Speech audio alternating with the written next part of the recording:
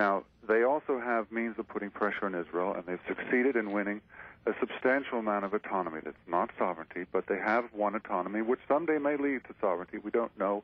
It's an open question. Final status talks will discuss them. Now, let me ask you a question. Do you hope that the talks today in Washington are going to lead to successful resumption of peaceful negotiations between Palestinians and Israelis, or do you hope that process is going to break down? My hope is that Palestinians are granted their full and total human rights, answering my question. Their full and total human rights like Israelis. Unlike yourself, I do not believe that even if the Palestinians lost 1,000 times, they've forfeited their human rights. They're entitled to sovereignty and self-determination exactly like the Israelis. Okay, but what about today's meeting? I told you, I think your listeners understand perfectly that I believe the Palestinians are entitled to their full human rights. Well, you've said if the that. result of this All right. meeting, if the result of this meeting is to give Palestinians their full human rights, I totally endorse it.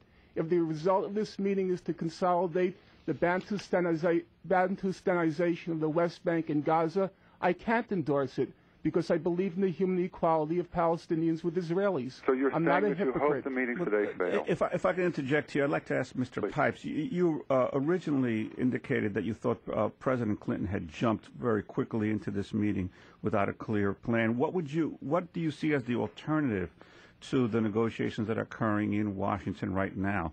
What do you think would have been the correct path? It's really not so much a matter of strategic goals as tactical ones. It is a general principle that when the principals themselves, when the leaders themselves get together, there's got to be a lot of spade work done. The aides have to gather and work out draft communiques. They have to get certain points established. They have to make compromises. And then the leaders get together and they polish it off. They dot the I's and cross the T's. But if you don't have the basics worked out, the leaders are hard-pressed. They're busy people, especially President Clinton now in the height of a presidential campaign, have a very hard time working out these essential points, these basic points. And so I fear that this was done with such haste that it won't be successful.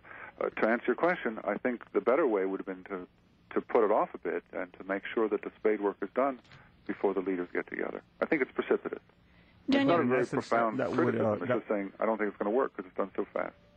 In essence, what you have, though, now is a truce because in any other way, the fighting would have continued, although possibly not at the same levels. But I think the attempt here was to have a truce while there are attempts to work out clearly some kind of a compromise. But the essential, I'd like to ask both of you in terms of the issue of the tunnel, which clearly, I mean, the problem with the compromise on this is that you either close it or you open it, and to what degree the tunnel has become representative of the issue of sovereignty and of goodwill on both parts. The issue of the tunnel indicates in a symbolic way the problems that are occurring throughout the so-called peace process.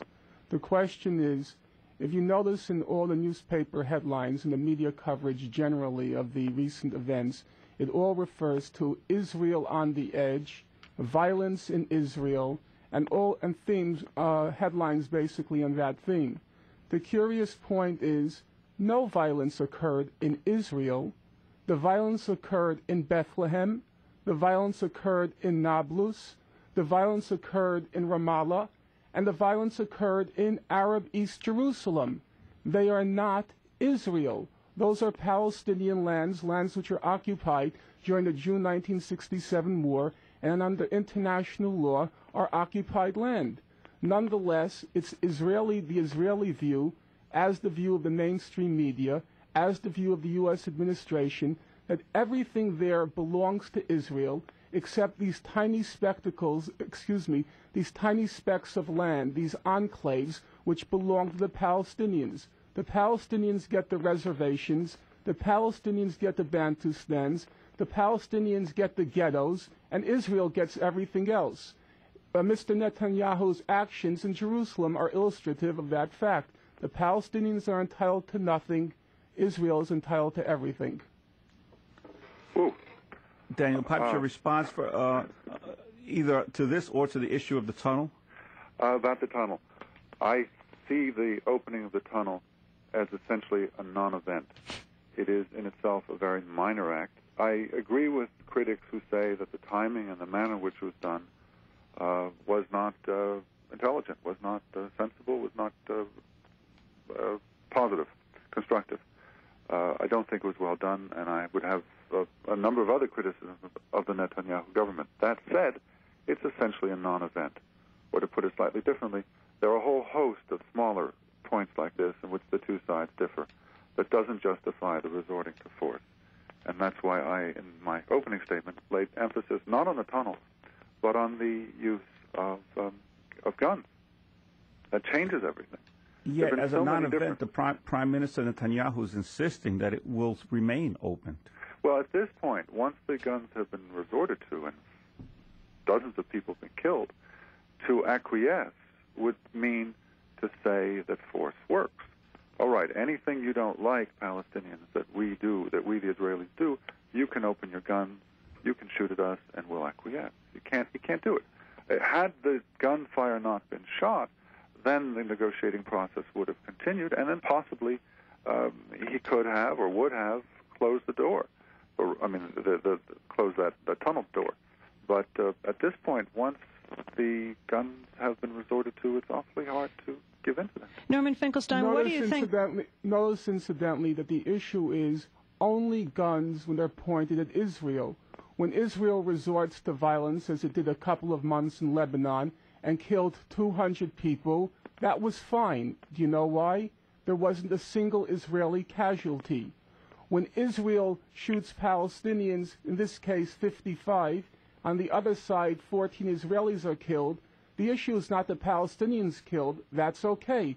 The only issue is when Israelis are killed. That's the peace process. Preserve Israeli life. Palestinian life is worthless. When Palestinian life perishes, it doesn't count. When Israelis get killed, the peace process is breaking down. Let's have a summit. Norman Finkelstein, what do you think of the idea that the Israeli Prime Minister Benjamin Netanyahu opened the tunnel knowing that this was going to cause this kind of reaction? I mean, in the past, it hasn't been opened. Once it was opened by the Likud government before, and they closed it quickly because saw the acrimony that it resulted in. The idea that Netanyahu did this to provoke and to undermine Yasser Arafat, that he wouldn't be able to control the response. It's not clear to me. One can argue that Netanyahu was engaged in a provocation. To my thinking, it hardly makes a difference in terms of that particular action. The bigger issue is that action is as illustrative of an entire process, and that process is Israel's unilateral annexation of most of the West Bank, approximately 70% of the West Bank, and its ghettoizing of the remaining of the Palestinians, granting them, as Daniel Pipes calls it, this generous concession. They get to rule over their own ghettos, called autonomy.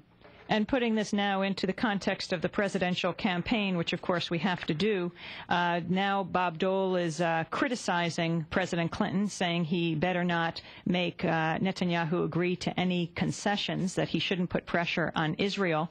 What does President Clinton have to gain from today? And let's ask this question to each of you. Daniel Pipes. I think the Arab-Israeli peace process has been President Clinton's major foreign policy accomplishment. And as he sees it in fraying, almost ending, he needs to take steps to revive it, or else what does he have to show for all this effort? And so it's a definitely risky and slightly desperate effort to revive his major accomplishment in the foreign policy area. Norman Finkelstein. Nobody in the United States government stands to lose anything from this process. It takes no great powers of discernment or imagination to understand that politics is about power. The Palestinians are, relatively speaking, powerless. They're coming to Washington to take orders from the paymaster. He who pays the piper calls the tune. Mr. Mubarak stayed away for the reason that he knew that today was Thanksgiving. The turkey was going to be carved up. Mr. Arafat's to Turkey. The Palestinians will get nothing. Israel and the United States will get everything, and they'll also get the blessing of Daniel Pipes. Well, on that note, we're going to have to wrap this up. Norman Finkelstein, author of Image and Reality of the Israel-Palestine Conflict. It's out by Verso Books. His forthcoming book is called The Rise and Fall of Palestine. Daniel Pipes has also been our guest. He's with the Middle East Forum and Middle East Quarterly, based in Philadelphia, Pennsylvania. You're listening to Democracy Now! We'll be back in 60 seconds to discuss the first National Latino March on Washington. I'm Amy Goodman with Juan Gonzalez. Stay with us.